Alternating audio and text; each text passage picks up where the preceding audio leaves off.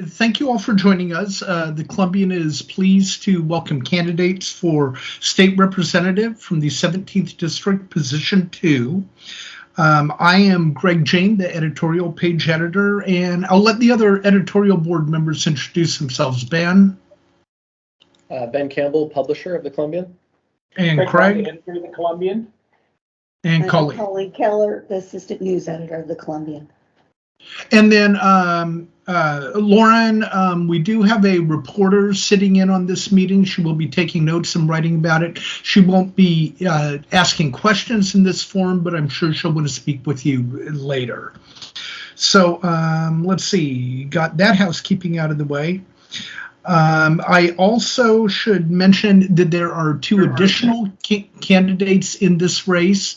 Earl Bowerman declined our invitation, and Justin Forsman also will be on the ballot. With that said, we are very pleased to have two of the candidates here. And so why don't you take just a minute or two, introduce yourselves, explain why you are running, and then we'll get into more substantive issues. And we'll start with Joe. My name is Joe Kear. And I'm running because I think the state needs to put its focus on working families. I believe that we have, for too long, relied on subsidies and tax breaks for big money corporations. And what we really need to do is help working families in this time of rising costs. Our healthcare, childcare, housing, public education, elder care, these things are getting out of hand. And we need to invest in working families. We need to invest in good local jobs and small business and help wherever we can with programs to help working families get by. So that's why I'm running. I have a lifetime of union work, a lifetime of helping people and fighting for people's rights. I was active in the early women's rights movement, in school desegregation, for LGBT rights. I organized some of the first LGBT marches in the country. I was elected a business representative for the machinists and aerospace workers in 2005. I've always been a union activist. And I was elected by the members. And I believe my experience in helping people and in negotiations and collaborating and getting things done will translate to the legislature because I want to get things done for working families. Great, thank you. And Paul? Yeah, Paul Harris. I've had the opportunity of representing the 17th District for the last 11 years. And I think the reason I'm running again is, once again, is to represent the people of the district. I've been involved in the community for the last, 25 years, served on the Evergreen School Board. I currently serve on the board of Columbia River Mental Health and SHARE. Been a small business owner in the area. I think more importantly, I was a father of 5 children. All of which went through the Evergreen School District. Been a strong proponent of our schools and still want to be involved in our community. I think I have a lot to give. Been a strong supporter of public health. Have been involved with the vaccination issue, and I'm very strong supporter of vaccinations and of our public health department in general as we've gone through COVID. Just continue on to represent the people of the 17th District. I think the most important thing I've learned is to listen to people, to listen to all sides, and to try to come up with a good solution. And I have thoroughly enjoyed this, and hopefully I'll have the opportunity to represent the district again.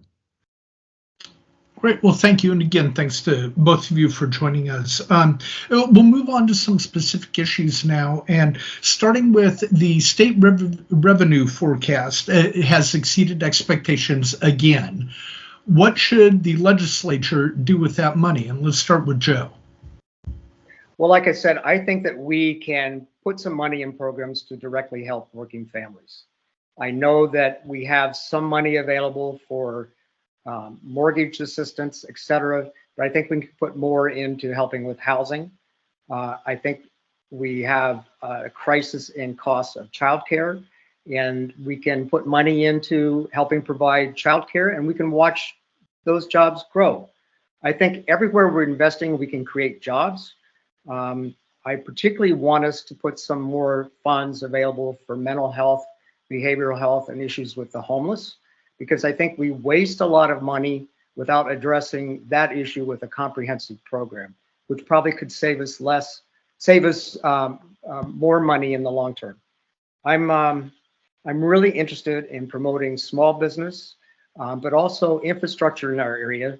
And I believe that putting money into things like broadband, clean energy, supporting our local industry and local farms would be a way to not only use the resources that are available now, but also to put money in the pockets of people here in Southwest Washington.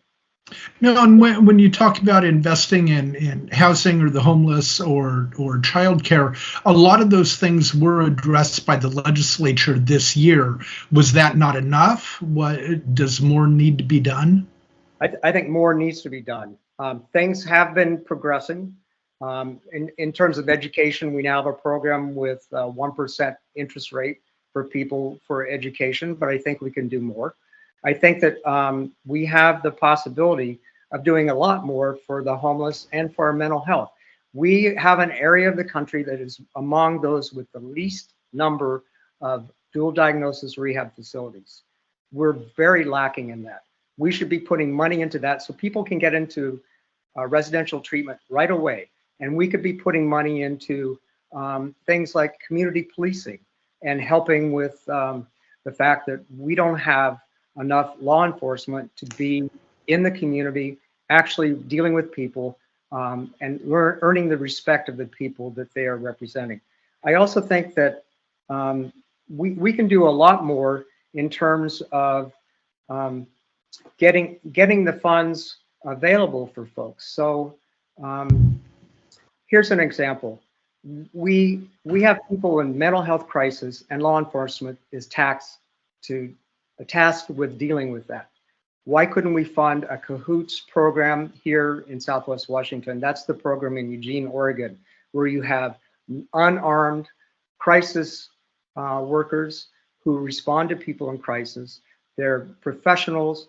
They have had no problems with safety, and they can respond to people and get them started on getting the assistance. And we can have caseworkers in the field to deal with our homeless, to get people assistance and on the right track. I think that, yes, we have made progress, but there's a whole lot more to be done. And I think it's a real crisis. Working families are facing these rising costs, and they're really struggling. And it's going to get worse unless we put the funds there. So yes, there's a lot more to be done. So just to summarize, with the legislature having more money at its disposal, should they spend all of it on these programs you mentioned? I think so, because we need to put the investment in people now so that they will have good jobs and be secure in the future, and there will be more revenue available for the state in the future. Okay, yeah, thank you. Let's move on to Paul. What should the legislature do with all this money? So, Greg, you brought up some great points. We have put a lot of money into these programs, and a lot of those monies still have not yet been expended. Columbia Rural Mental Health is starting a kind of a CAHOOTS program in the evening and have already started that. There are a lot of funds in this last session that were dedicated to these exact programs, and not all those funds yet have been disseminated yet. So I think we still have to wait. I absolutely would. We need to start giving some money back. First thing, we need to put more money into the rainy day fund. We had $15 billion in the last two bienniums, and we put hardly anything into the rainy day fund. And what we did put in, we didn't put in the right way. We didn't literally put it in the rainy day fund, and we need to do that. We need to be good stewards of the money of the people of the state of Washington. We're in great times right now, to be quite frank. Our state has continued, as you just said, Greg, that we have continued to get more and more income and more revenue. And we need to be good stewards. We need to cut the B&O tax so that we are more business friendly and these individuals can get greater jobs and make it easier on our business people. That's something that we had promised at one time. And of any time in our state, when the revenues continue to grow, we need to do that. We have given $1 billion into the homeless issue and other areas that have still not all been disseminated through the Department of Commerce. There's great things still to happen.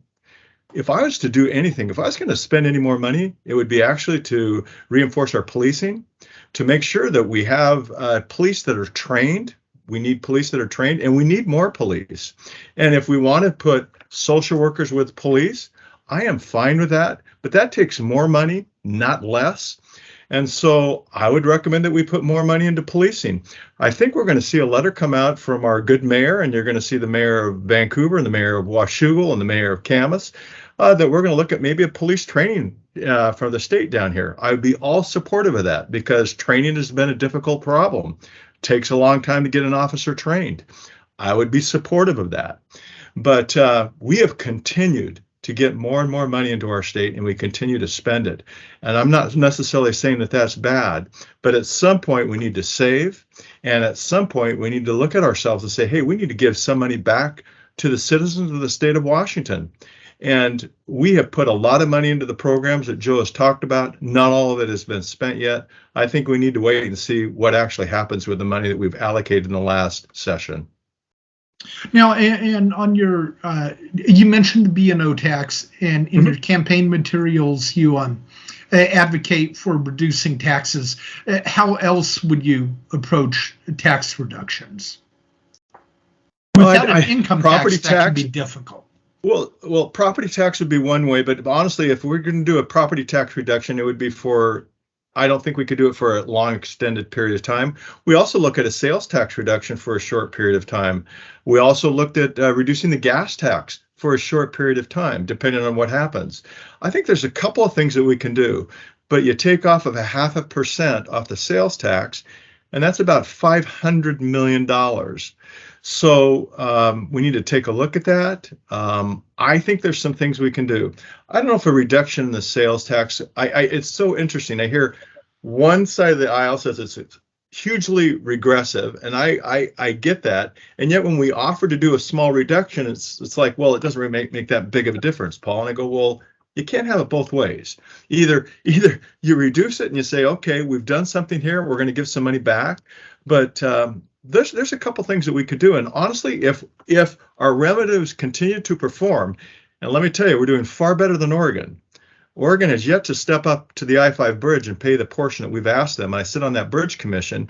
The state of Washington put $1 billion in. The state of Oregon has yet to pony up, and I want that money. And in particular, I kind of want that bridge. So we have done extremely well. And I just think there is a time when we got to look in the mirror and say, when is enough and enough? And when do we start giving back to our people? I think we might be getting close to that because every revenue cycle, we continue to outperform ourselves. Right. Thank you. Craig, anything?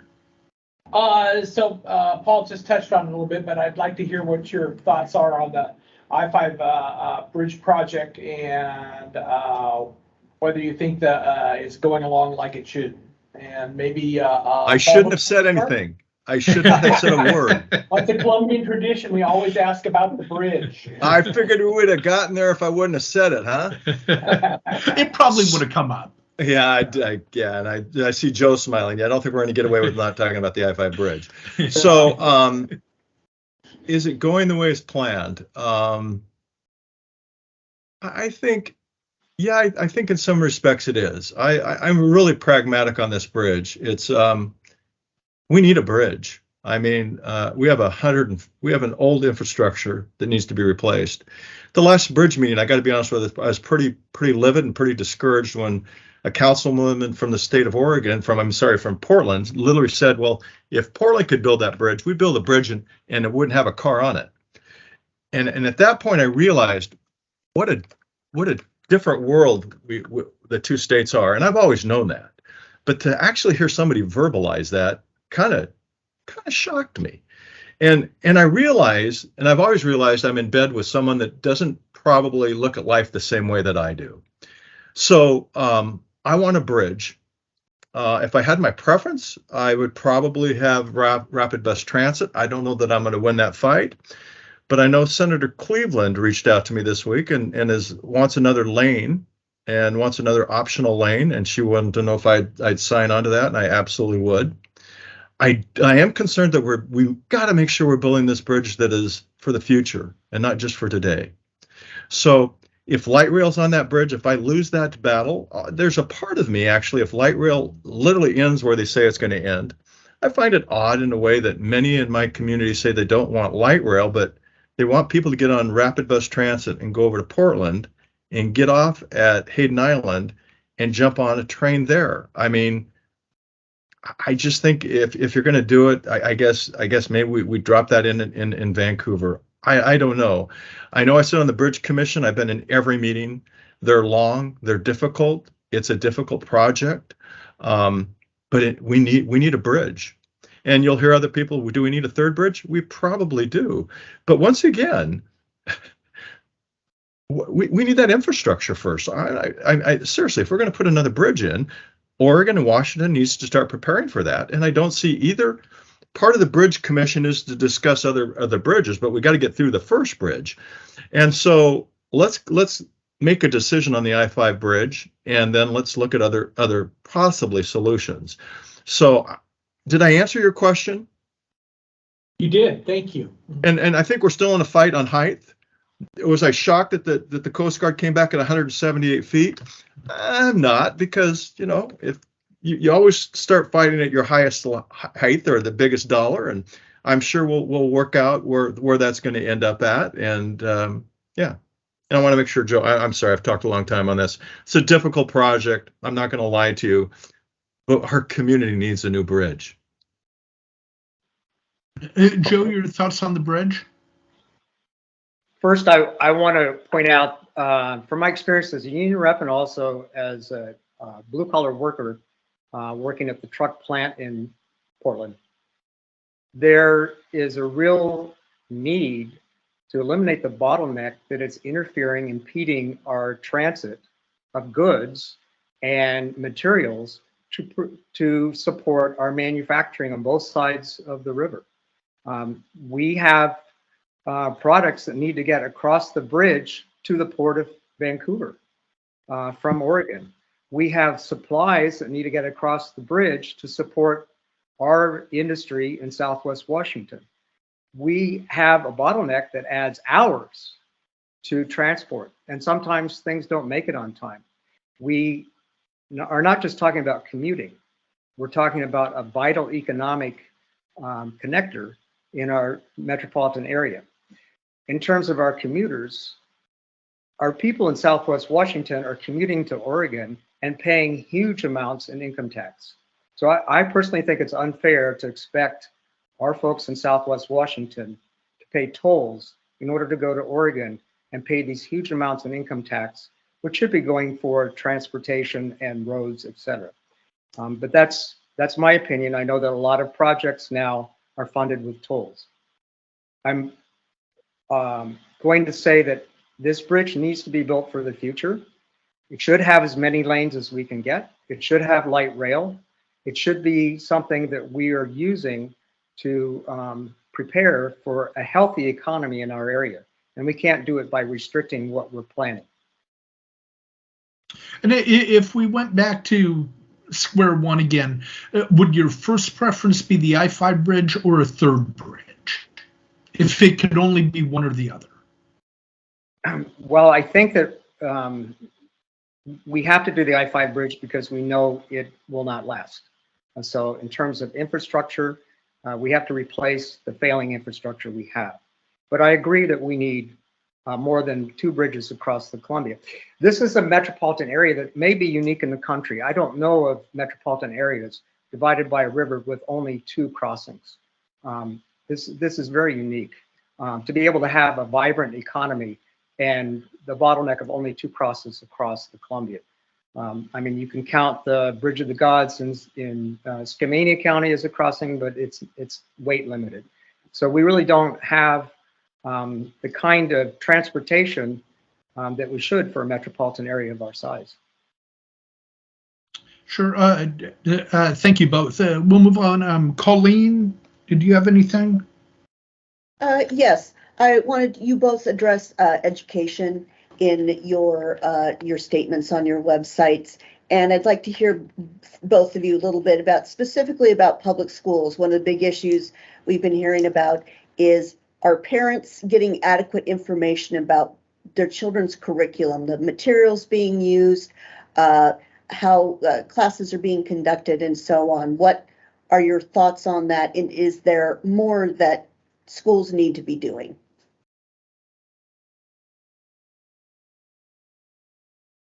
Who do you want We'll first? start with Joe. Whichever Okay. wants to start first, sorry. Well, honestly, I think that the education of our children is in the hands of very good professionals. We have excellent schools. I think they need more funding. I think it's really a crime that we rely on property taxes as the funding mechanism solely. I believe that we need more state support. But in terms of curriculum, I think that the educational system is doing a really good job of providing excellent curriculum for our young people. Young people are being taught to be critical thinkers, and that's important. In order to be productive employees and citizens, being taught about the diversity of our community, being critical thinkers, and being able to appreciate science is important. I believe that it is important as well that parents learn as much as possible about the curriculum in order to understand and help their children. And parents should be informed as much as possible of curriculum decisions. Great. And Paul?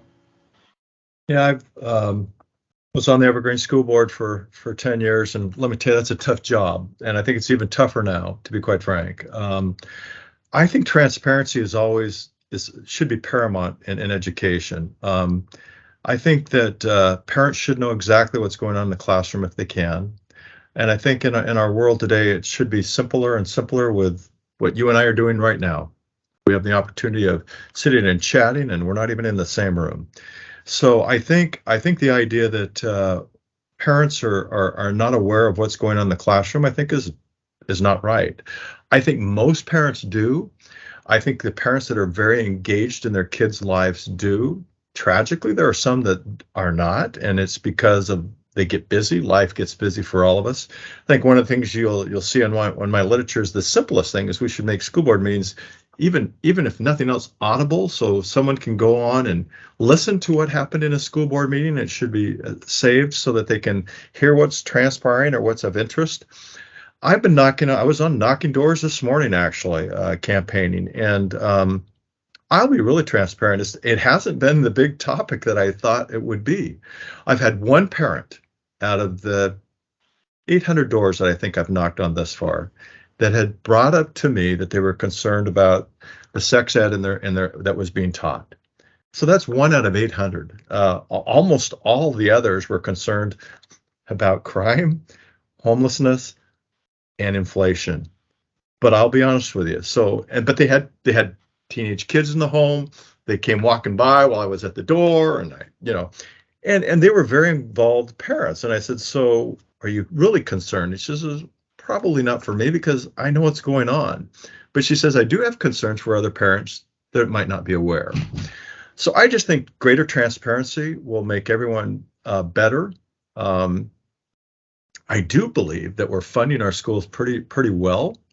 Evergreen is very fortunate. I got to be honest with you. Out in Skamania County and in those areas, they haven't been able to pass levies to get new buildings, and so I drive it's really interesting. So I drive by beautiful schools in my area, and I can go out to Joe's area, and to be quite frank, there's a huge disparity. The schools in Evergreen are beautiful. I go out to Stevenson and Carson and some of these others. They're in super old buildings that have much more difficult. So there is some disparity, and it does concern me. And I think it's hard for some of these, especially in Skamania, where timber isn't taking place, and it's really hit them hard that they don't have the tax base that we do, and so they don't have the beautiful schools that we have. It's really not fair, to be quite frank. And to go back, Paul, you mentioned this regarding the comprehensive sex education. Yeah. How did you vote on that a couple of years ago? How did I vote on comp sex ed? I probably voted against comp sex ed. I honestly don't remember. Okay, but I would assume I voted no. Joe, would you have voted in favor of that or against that? In favor. Okay. Ben, did you have anything specific?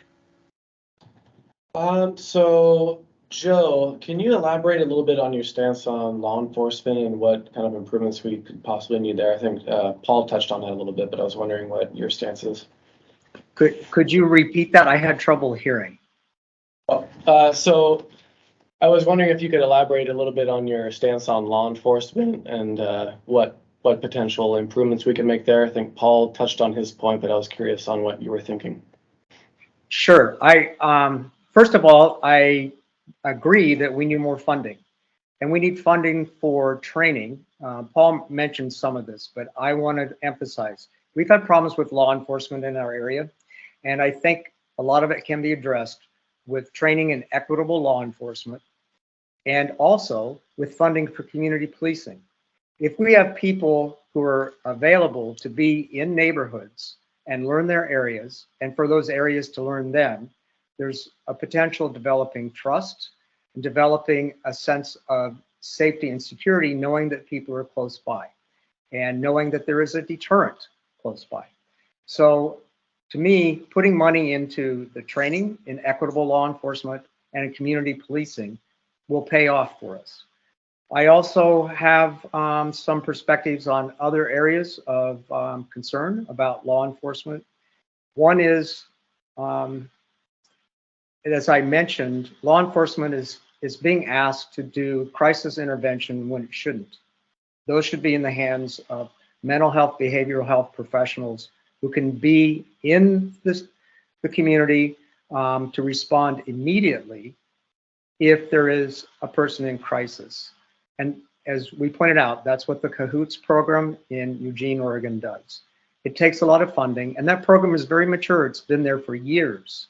So it takes a while to develop the personnel and the protocols to be able to handle situations, all the situations that they could be asked to handle. But it's a very worthwhile program. Law enforcement should not be responsible for that kind of activity. Also, I am wanting to make sure that we are not doing traffic stops for minor things. I believe we need traffic patrols, but for the kind of minor things that can lead to problems, we probably should not bother with that. You know, like a broken taillight, etc. I want to say one more thing. People feel safe if they feel like their community is safe, and a lot of that has to do with a sense that the community is being respected and kept up. So when we have graffiti, when we have vandalism, we don't have it in Southwest Washington. You can see it in Portland, where you have unprosecuted vandalism associated with protests. We should not tolerate property damage. And the thing that's really important is to get immediate help for any storefronts or any businesses that have vandalism or graffiti. I think it would be important for us, it would behoove us to have a program with immediate response for people to clean up areas so that we don't have any areas that look like there's no sense of ownership, no sense of community, and not a sense of safety. That appearance matters, just like it matters that we have parks and trees and nice appearances in all our neighborhoods. That's very important. For people to feel safe and like they're in a safe place, appearance matters. So there are a lot of things that we can be doing to support law enforcement, but it's also giving people a sense of safety, and particularly for minorities who have been feeling that they haven't been treated fairly by law enforcement, having community policing and a sense that they are respected and valued members of the community, I think will go a long way to provide everyone a sense of public safety. Can I weigh in a little more on this? Because this is a huge issue. Go right ahead. Sure. If that's okay. Yeah. I somewhat agree with Joe, but I somewhat really disagree. I see when we allow a little lawlessness, and you might think it's just a taillight, but I got to be honest with you, my emails have been just the opposite. My emails have been, Paul, when you allow some lawlessness, at what point do you say what is lawlessness and what is not? I get more emails lately. We talk about the environment. But I have people that actually, contrary to what Joe says, I have people that actually think that Vancouver looks a little dirtier than it used to, that there's more garbage on the side of the road, there is graffiti that there didn't used to be at all, and that when the president of Fred Meyer meets with me on 4 different occasions because of utter lawlessness in his store, that he can't apply the law because reasonable suspicion is gone and personal drug use is allowed in his stores because our state now allows little bit of creepiness in to where, yeah, you can have a small amount of fentanyl, or you can have a small amount of heroin. Or are you serious? This is what happens when we just say, hey, we're going to allow this and we need more policing. And we need more people. We need more social workers. And what's interesting is we have a shortage of all the people we've talked about. So we want a social worker to ride with a police officer. I'm actually great with that. I really am. Can we find a social worker that actually wants to ride with a police officer and be put in that situation? It just sounds so easy, but we're short of these people as it is right now, not having to be in a dangerous situation, to be quite frank. So it sounds really easy. None of this is easy, but I've got to be honest with you. We cannot start allowing small amount of lawlessness because it just creeps and creeps and creeps. I need reasonable suspicion back. That was a terrible law passed by the majority party. I need that back. We tried to pass a law against personal drug use. The idea that we allow a small amount of fentanyl on an individual is absolutely, I'm sorry, we're doing them no favors. They're playing Russian roulette with their lives, and they will die. We had 2,000 deaths in the state of Washington. It is up 66%. Methanol deaths are tenfold what they used to be. We have got to stop this. We have got to clean up our community. It is the most important. It is the one thing that government should be doing, is public safety. It should be one, just as education is our paramount duty, public safety should be right there. I had that homeless encampment next to my office, and I worked with the mayor.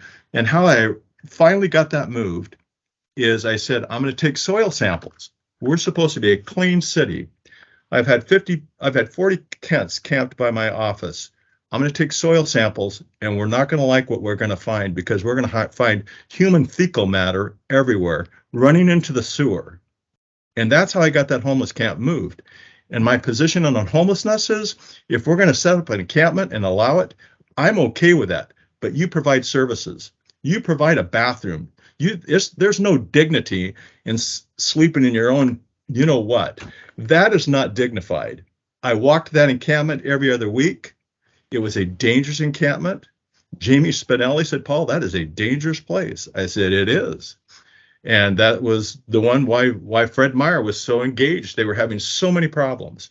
But it wasn't sanitary. And anyway, all these things evolve into another. And it's just, we've got to get back our society again.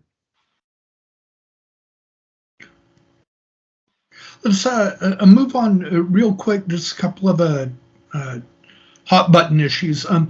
Paul, would you support a state ban on abortion? Absolutely not. I would not support a state ban on abortion. Absolutely not.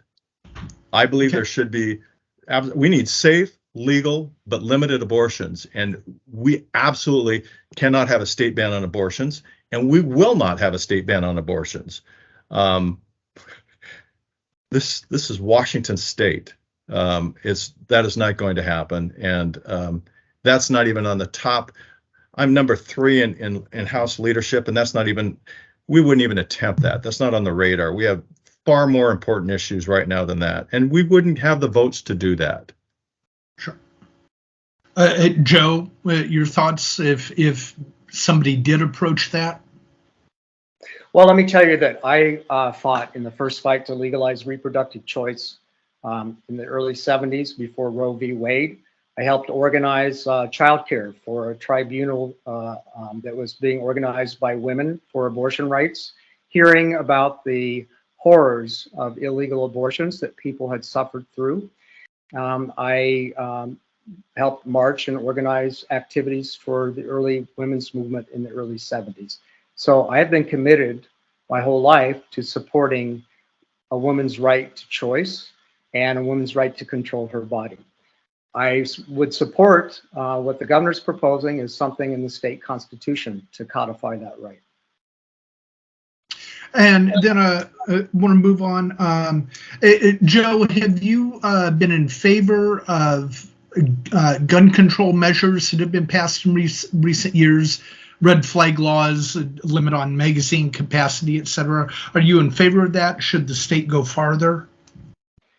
Yes, Greg, let me point out that we did pass by initiative 1639, and that brought us quite a way forward in gun safety, but we need to do more. I support the new restriction on magazine size, although, you know, personally, I have larger magazines because I own guns, but for future sales, I support that idea. Just let me explain. I live on forest land in Skamania County, 50 acres. I have bears on my property, cougar, other animals, and I don't feel the necessity, but I would carry a handgun if I felt like I needed to, just for personal safety as a result of that. There have been measures that have been proposed. I would point out that we had a huge reduction in mass shootings and gun violence when we had the assault weapons ban, the federal ban. And when that expired, the shootings and the mass murders went right back up. So we should do something. I would propose that for assault style weapons, we've restricted the ability of young people to buy those. But even after age 21, I would think that we should do something like have a permit program to have AR-15 style weapons. I have a friend who is a gun collector, has a lot of weapons like this for target shooting. There are a lot of people who enjoy that, but people should not have weapons like this for personal protection. These weapons do nothing but kill people. It doesn't stop someone by shooting them, you know, to stop their advance. They're not good for hunting. There's no purpose for these weapons except all-out murder. So they're for target practice. That's it. So maybe there should be permits required for possession of assault-style weapons. But yes, I'm in favor of proceeding with gun safety measures where we can get agreement to do so. Okay. Paul, your thoughts on gun control measures? Yeah, I hate the issue. It's just so difficult for me. I don't own a gun. My brother, the doctor, I had both of my brothers are doctors and they collect guns.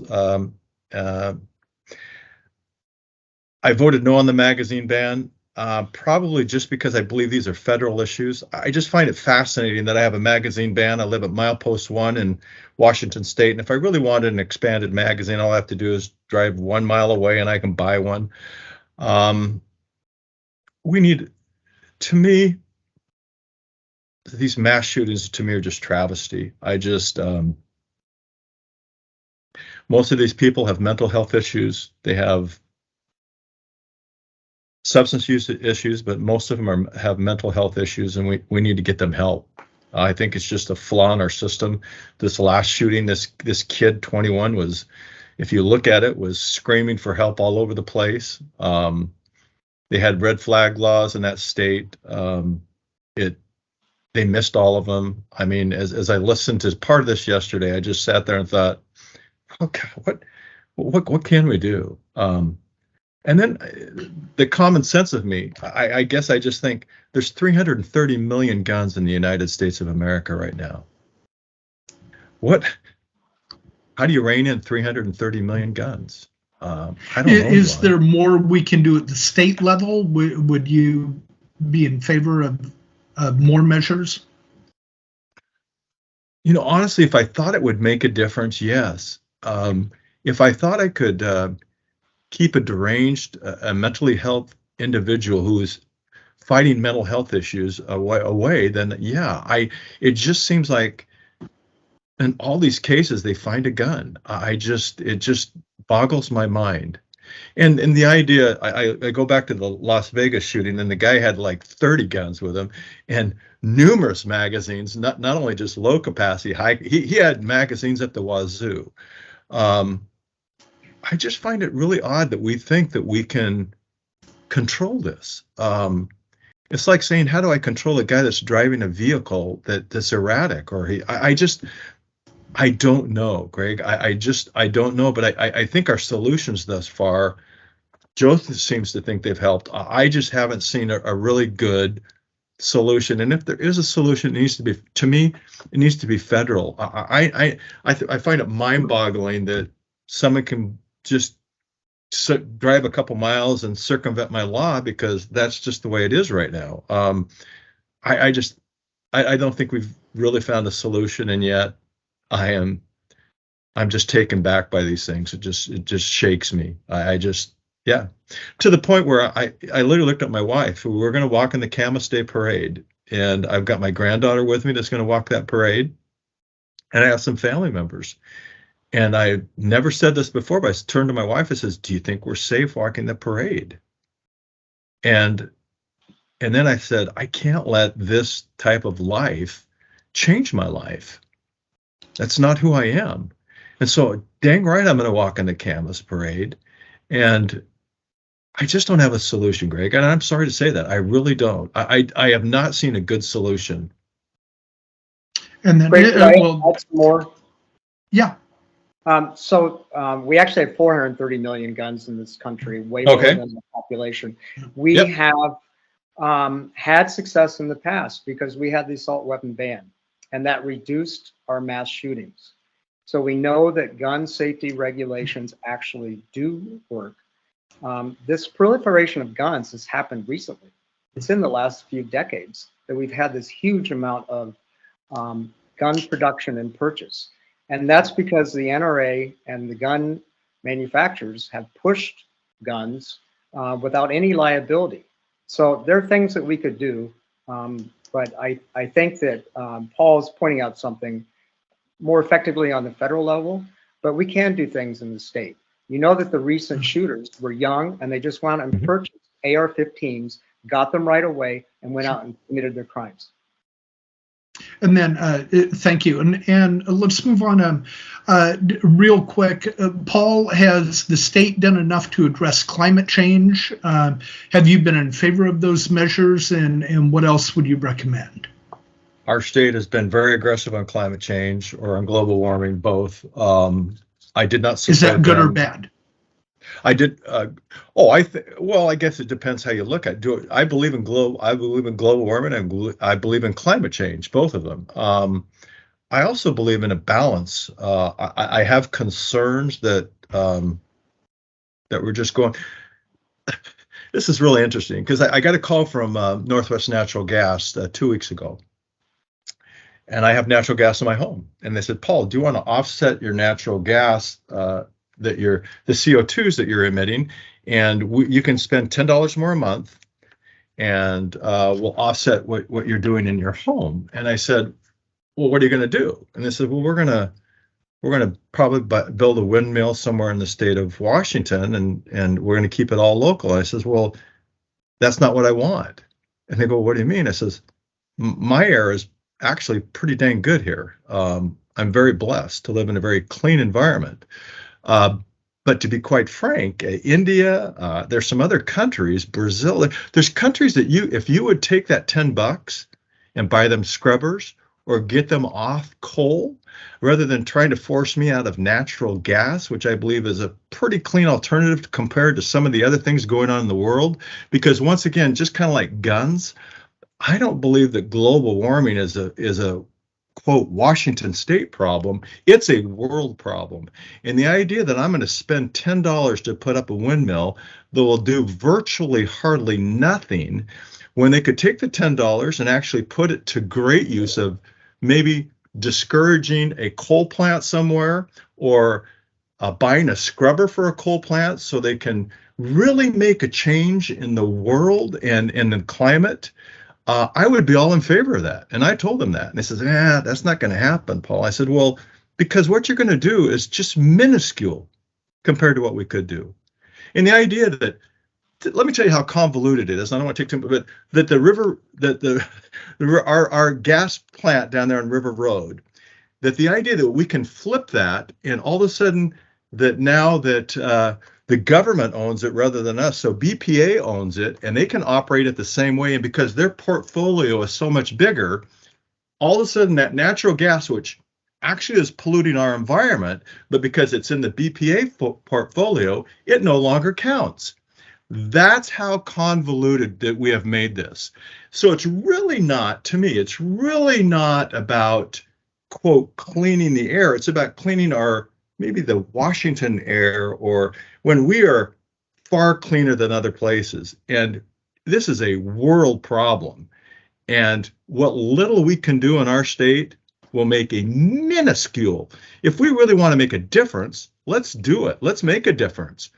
But cars are our number one problem, and forest fires are our number two. And cars we address in this legislation that we passed. Forest fires we addressed in another bill, but they're still not doing the forest fires the way they really should be, managing the forest. So we still got our number two problem, which is still huge. Joe, your thoughts on climate change and the state's approach? We can do more. And we have people in our area who believe that climate change isn't real, but people can understand that we have a larger risk of forest fires now, that we had 116-degree weather last year.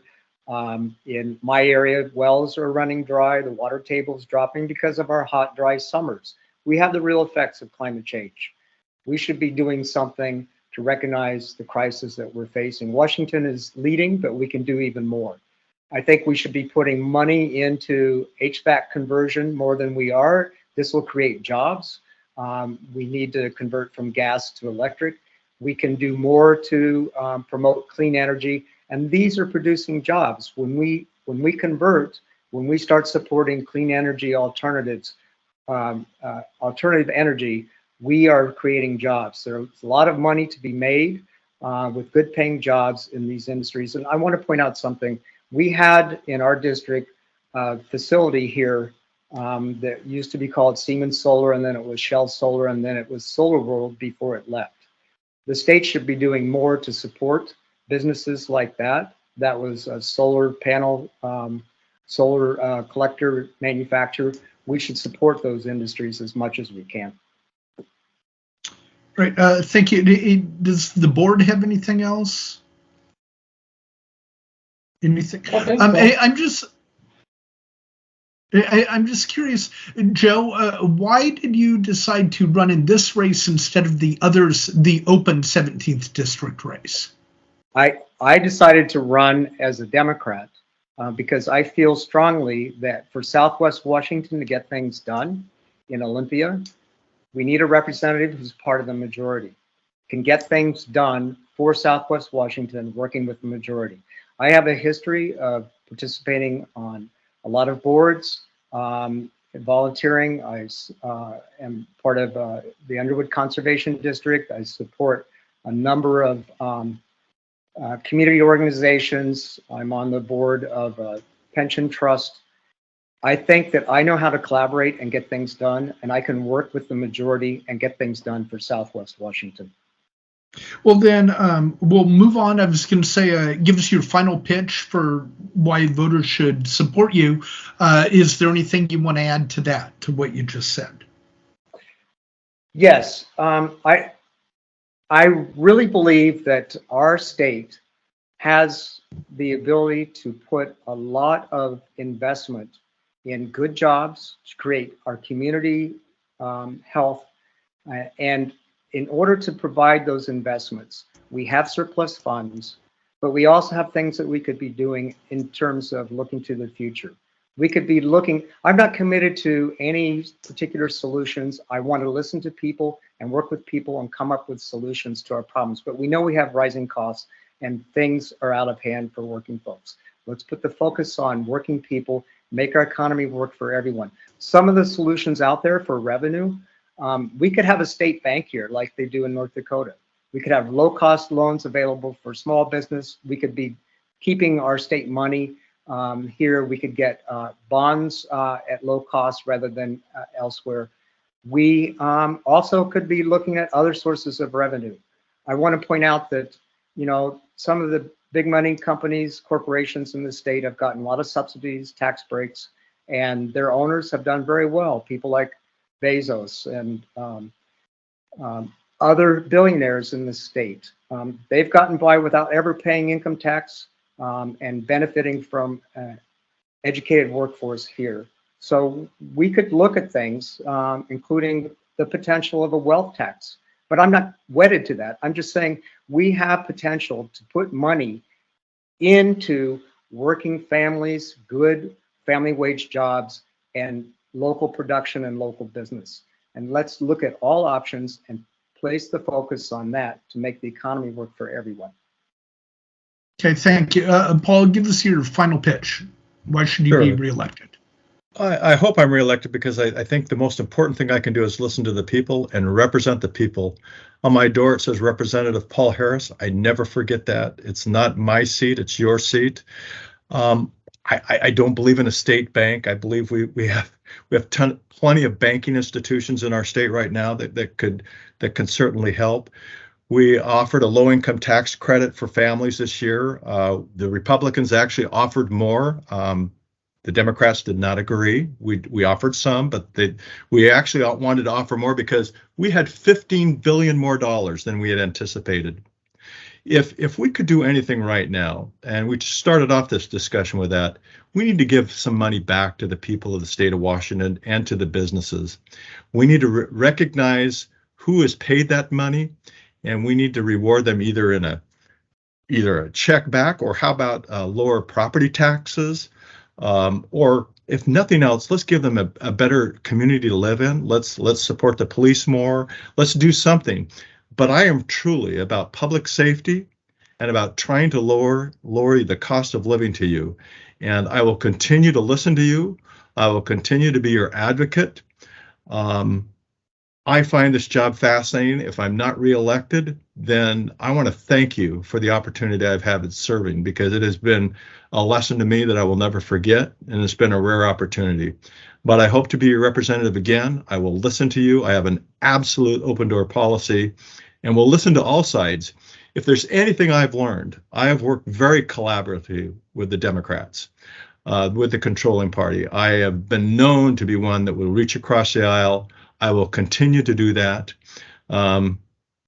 Actually, to the detriment maybe sometimes of myself as a Republican, because my Republicans at times feel like I'm not Republican enough, which I find really odd, because I felt like I have done a phenomenal job. And I will continue to listen to everyone and to make common sense choices for the people of the 17th District.